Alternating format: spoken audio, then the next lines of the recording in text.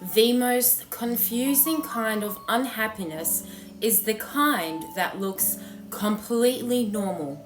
You are getting up, you are answering messages, you are showing up, you may even be progressing. From the outside, your life looks fine, but underneath it, there is this quiet thought: why doesn't this feel like my life? And because nothing is obviously wrong, you start questioning yourself. Maybe I'm ungrateful. Maybe I'm lazy. Maybe I just need to try harder. But sometimes the problem isn't that you are failing. Sometimes you have simply outgrown a life you haven't updated yet. In this video, I want to talk about how to recognize that difference, the signs we often ignore, and 3 questions that can help you understand what may need to change without blowing up your entire life overnight. Hi, I'm Serena and welcome to the Verdant Mindset. This is where we talk about emotional intelligence, reinvention, human behavior, and creating a life that feels intentional, not just impressive from the outside. There's an important difference between having a difficult week and living in a way that no longer feels honest. Both can make you tired, both can make you restless, but one may require rest, the other may require truth. 1. Functioning doesn't mean you feel connected. We often assume that if someone is functioning, they must be okay. They are working, studying, taking care of responsibilities, keeping up with their routine. But functioning only tells us that someone is continuing. It doesn't tell us whether they feel connected to what they are continuing. You can become extremely good at maintaining a life that no longer fits you. You know the routine. You know what people expect. You know how to perform the role. And because you are capable of doing it, you assume you should keep doing it. But ability and alignment are not the same thing. Just because you can carry something doesn't mean you should carry it forever. Sometimes the first sign of disconnection isn't a breakdown, it's numbness. You achieve something and barely feel it. You finish one goal and immediately need another. You stay busy enough that you never have to ask whether the direction still belongs to you.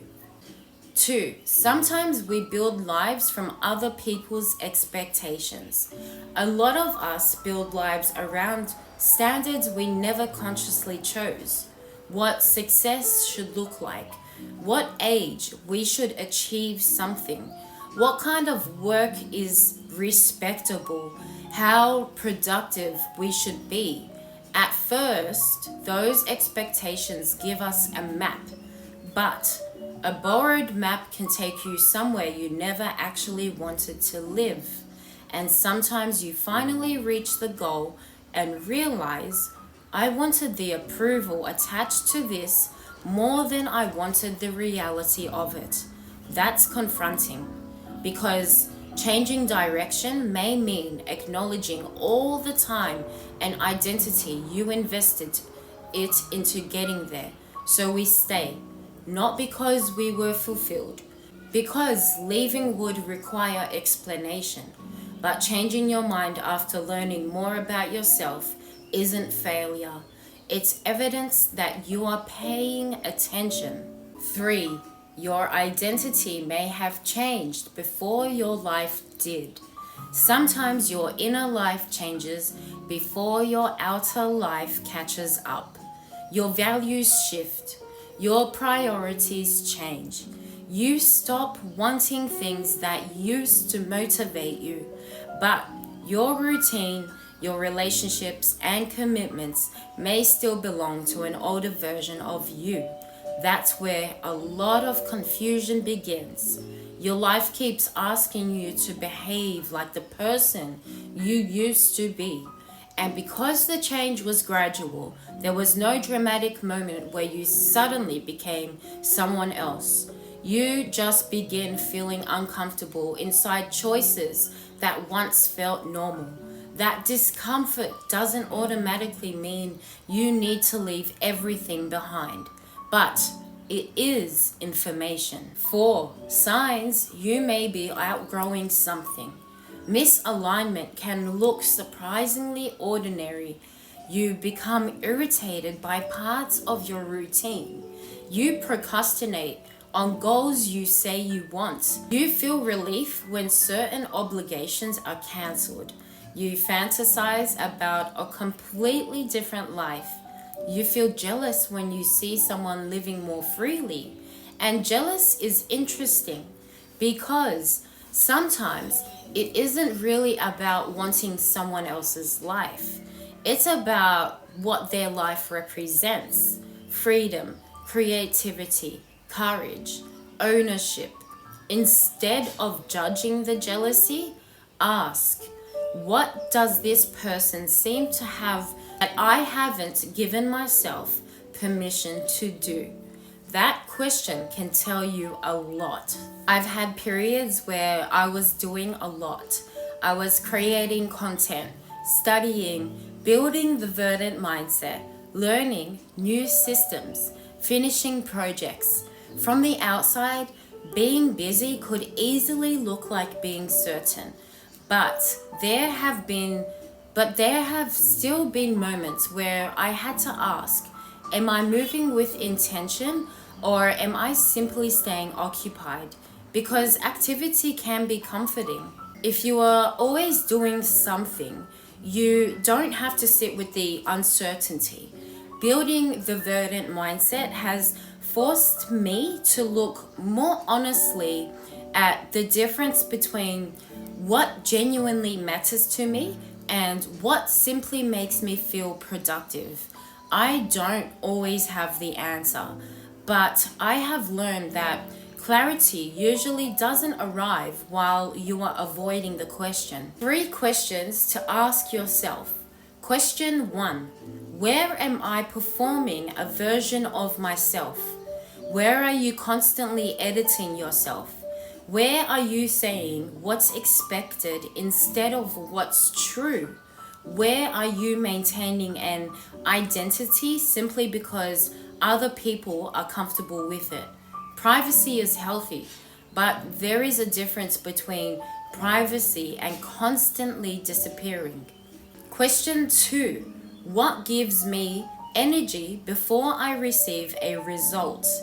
This one matters because sometimes we think we enjoy something when we actually enjoy the validation that comes with it. Ask yourself, what holds my attention even when nobody is watching? What makes me curious? What do I return to without needing practice? Without needing praise? What leaves me tired physically but satisfied emotionally? Those things may be pointing toward genuine interest. Question 3. What am I tolerating because changing it would inconvenience someone else? Sometimes we stay in situations because change would create a conversation. Someone may be disappointed. Someone may misunderstand. We may have to admit that we want something different, but avoiding short-term discomfort can create long-term resentment. You are responsible for communicating honestly and respectfully. You are not responsible for staying unchanged so everyone else stays comfortable. Don't blow up your life. Experiment. Realizing something no longer fits doesn't mean you need to make one dramatic decision tomorrow. Sometimes clarity comes through experimentation. Before leaving the career, take the course. Before deciding you are not creative, publish something. Before assuming you need a completely different life, Change the structure of one day. Before ending a commitment, communicate what needs to change. Give yourself evidence. Test the direction. The goal isn't chaos. The goal is to stop abandoning yourself quietly. Don't think an aligned life feels exciting every day. There are still repetitive tasks, ordinary mornings, difficult conversations, responsibilities. Alignment doesn't remove discomfort. There's a difference between being tired because you are building something meaningful and being tired because you are constantly performing a life you no longer believe in. One type of tiredness asks for recovery, the other asks for reconsideration. Maybe your life doesn't need to be completely replaced. Maybe it needs to become more honest, one clearer boundary, one expectation questioned, one interest taken seriously, one decision made for the right reason. You don't need to know exactly what your next chapter looks like. You can start by noticing where your current one stopped feeling like yours. Before you leave, finish this sentence. The part of my life I'm beginning to reconsider is... You don't have to share anything deeply personal. One word is enough. And if you need somewhere to pause and think through what's next, you can download the Verdant Reset for free through the link in my bio. It's a 32-page reflective experience designed to help you step away from the noise, reconnect with where you are, and identify one meaningful next step. Subscribe for more conversations about emotional intelligence, reinvention, and creating a life that genuinely feels like your own. Thanks for spending time with me. I will see you in the next video.